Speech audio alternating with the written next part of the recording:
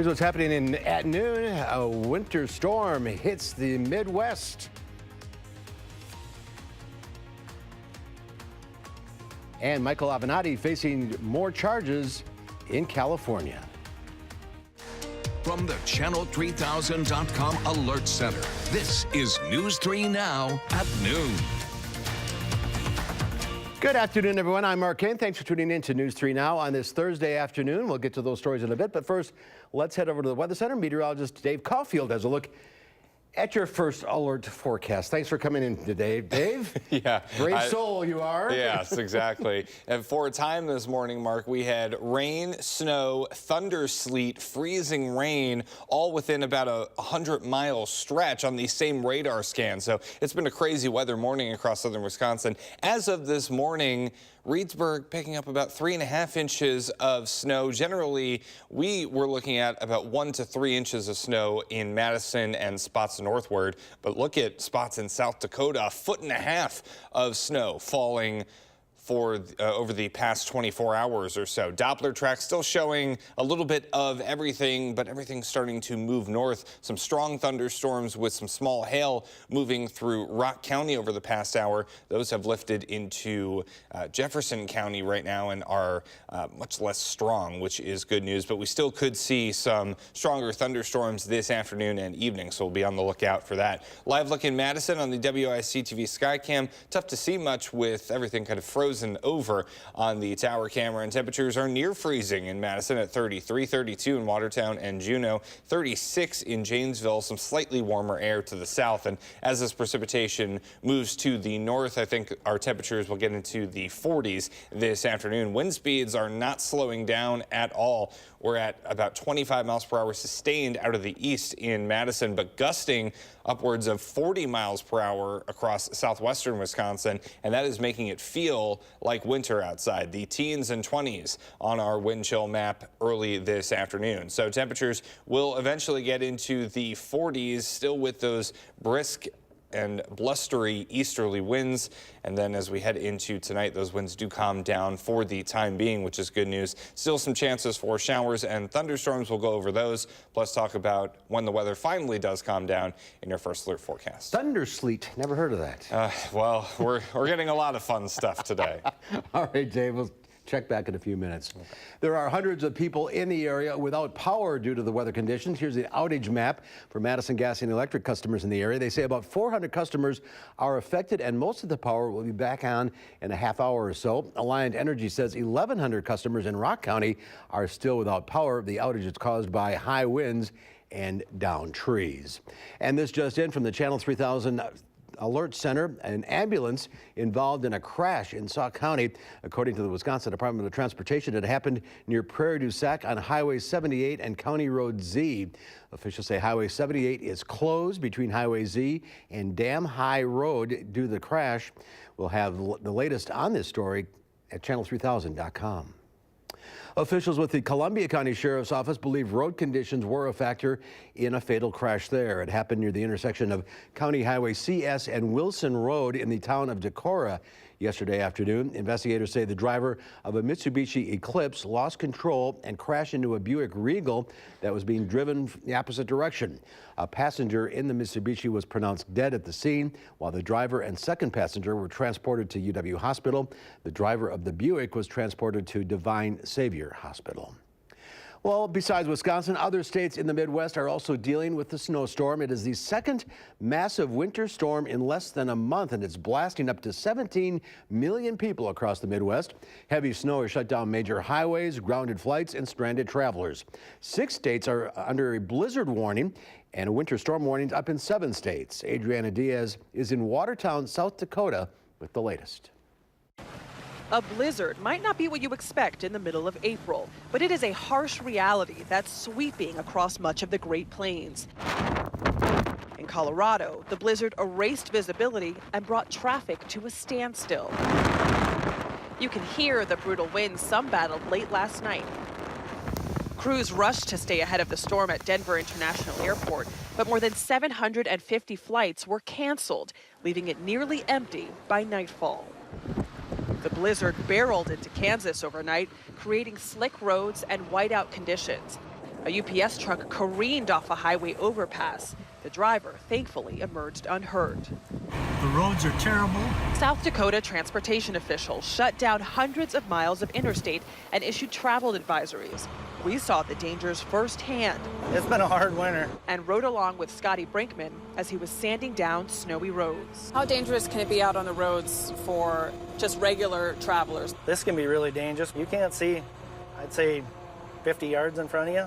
I was being tossed around like a paper plate in a snowstorm out there. The winter blast forced Andy Rizzleman off the road here in Watertown as he headed south to Sioux Falls. Now he fears he could be stuck for days. Did you think you were going to get snow this late in the season? No, I didn't. Yeah. So it's kind of amazing with the weather that we've been through here in the last couple weeks and then going through the flooding we had here about a month ago. I thought we were out of the woods at this point. And we are not out of the woods yet. Utility companies say thousands are without power. And as all this snow piles up, a lot of people are concerned about what happens when it starts to melt, because it could lead to another round of severe flooding. Adriana Diaz, CBS News, Watertown, South Dakota.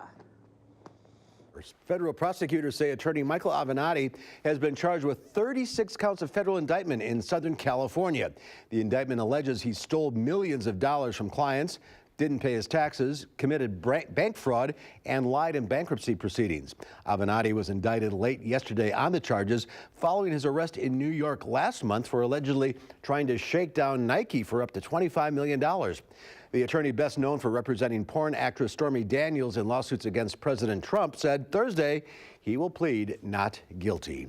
WikiLeaks founder Julian Assange is under arrest and facing extradition to the United States 7 years after he holed himself up inside the Ecuadorian embassy in London. The U.S. Justice Department charged him with conspiring with Chelsea Manning to break into classified government computers. His lawyers are fighting the charge. Sets a dangerous precedent for all media organisations and journalists in Europe and elsewhere around the world. Assange is also suspected of aiding Russian hackers by releasing stolen emails from Hillary Clinton's campaign during the 2016 presidential election. Assange is facing 5 years in jail on the U.S. charge and 12 months on a skipping bail charge in Britain. Well, in more local news today, the Dane County Farmers Market is officially back on the square this weekend. This year, there are 270 members of the Dane County Farmers Market. They won't all be there at the same time. On any given Saturday, you'll find 130 to 160 vendors. There are 10 new vendors this year selling a wide range of products, including organic cranberries, organic apples, goat meat, smoked trout, and more.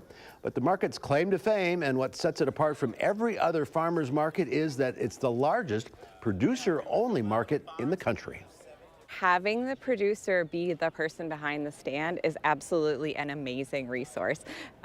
We've all walked around the farmers market and kind of been tempted by something that was so beautiful, but you don't actually know what to do with it. Ask the person behind the stand. They grew it. They can tell you exactly how to prepare it and what the best way to eat it is. In season right now, lots of greens, lettuce mixes, kale and spinach. You can also pick up storage crops like potatoes, sweet potatoes, carrots, and cabbage. And like any spring, there will be lots and lots of plants. The 83rd Masters Golf Tournament is underway in Augusta, Georgia. Tiger Woods says he is right where he wants to be as he tries for his 5th Masters Championship win. Augusta National Golf Club Chair Fred Ridley officially began the tournament with golf greats Gary Player and Jack Nicklaus at the honorary starters ceremony. And there's more to come on News 3 Now at noon. Up next, let's see what Howard's working on in the Mr. Food Test Kitchen. It's Barbershop Quartet Day here in the Test Kitchen. And to celebrate, we have an old-fashioned ice cream parlor favorite that'll have you singing its praises.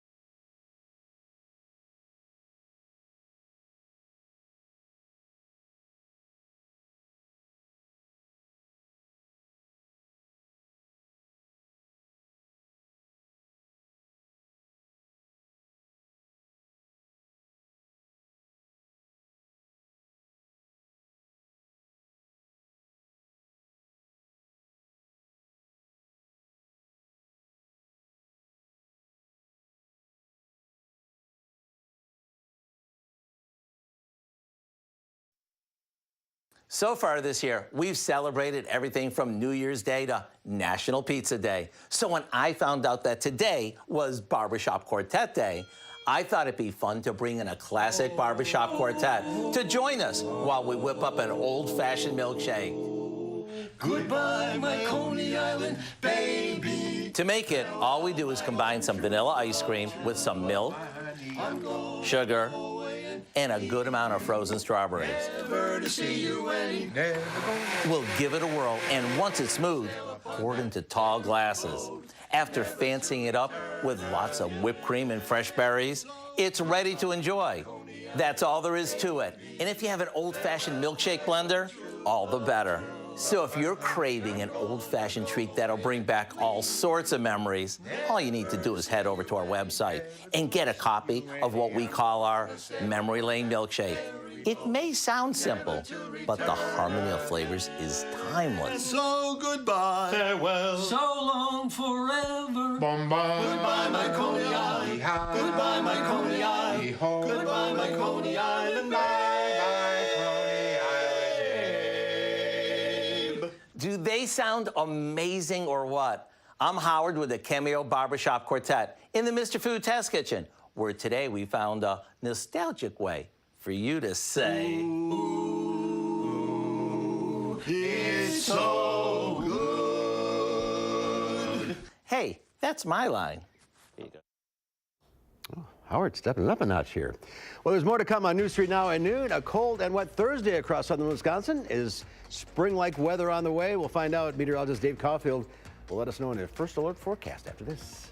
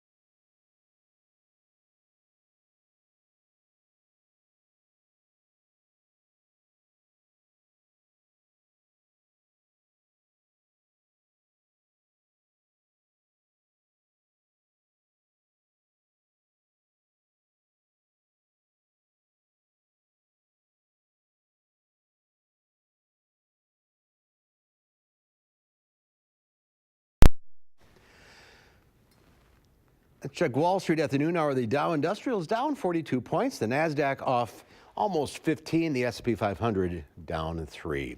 Q106 Farm Director Pam Yankee out of the radio barn today. So here are your farm numbers.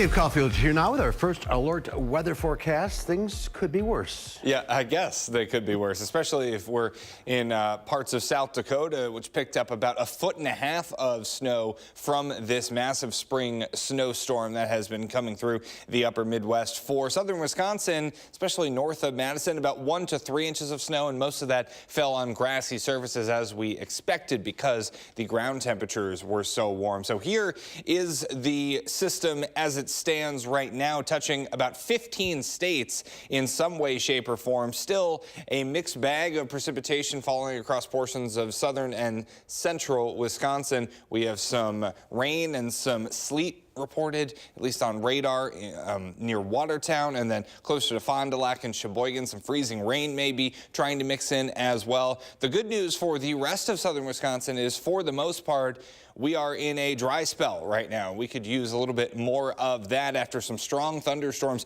moved through Janesville over the past hour or so. There is a chance to see a few more strong thunderstorms. We're in a marginal risk of severe weather for the spots you see shaded in green until later on tonight. So this afternoon and evening, few strong to severe thunderstorms are possible, and because of that, the statewide tornado drill, because remember, this is Severe Weather Awareness Week in Wisconsin, the statewide tornado drill has been moved to tomorrow, so it will not be going on today. If we do get severe weather warnings, take them seriously today. They are real. For tomorrow, remember, the test tornado watch comes out at 1, test tornado warning at 1:45, and then the second test tornado warning will occur at 6:45. No severe weather expected tomorrow, so thus the change. Don't want to confuse anyone.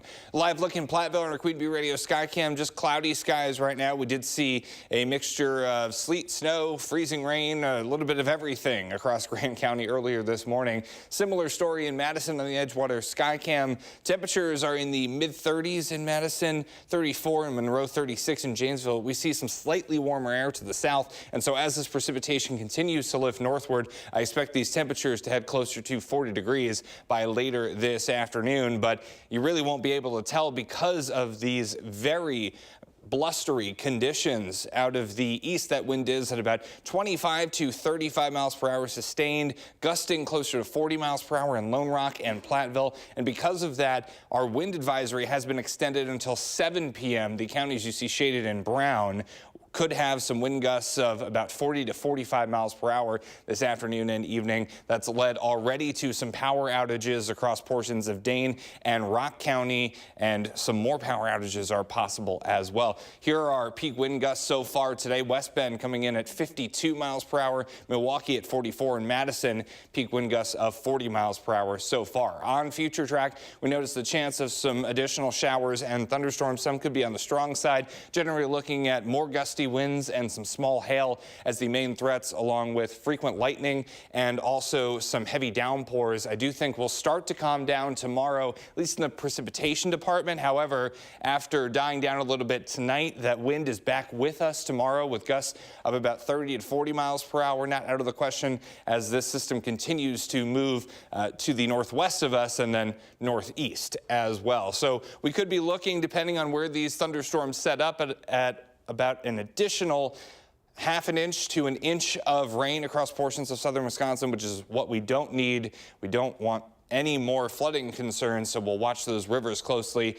and also some more gusts of about 30 to 40 miles per hour, not out of the question, later today as well. We've already seen some slippery roads north of Madison, so keep that in mind, because we may not see a full changeover in spots like the Dells and also a little bit farther north today. So if you do have to travel north, keep that in mind. Give yourself some extra time because roads are still icy up that way. Across southern Wisconsin, generally, roads are looking in good shape, but we will have to watch the gusty winds today, so an alert day still in the forecast. I do think we'll see some partly sunny skies. The wind die down on Saturday. So if we can make it to Saturday, we'll be okay with temperatures in the upper 40s. I think we can make it. I think so too. Just hang on. Yes. All right, there's more to come on News 3 Now at noon. The final season of Game of Thrones is just a few days away. We'll tell you how other companies are cashing in on the show. That's after the break.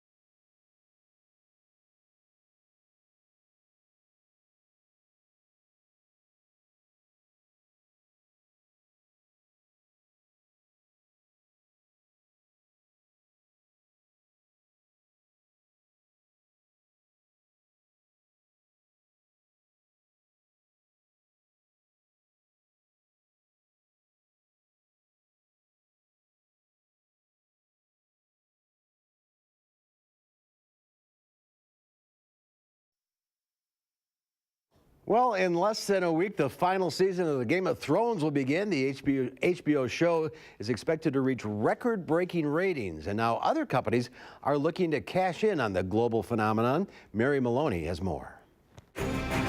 In Westeros, it's commonly known the Lannisters always pay their debts, and the Iron Bank will have its due. Now, real-world companies want their share of the wealth. Whatever their price, I'll beat it. From makeup lines with sword-shaped eyeshadow brushes to jousting Super Bowl ads, the cross-branding is coming. Tech company Duolingo will teach you to speak High Valyrian like a queen.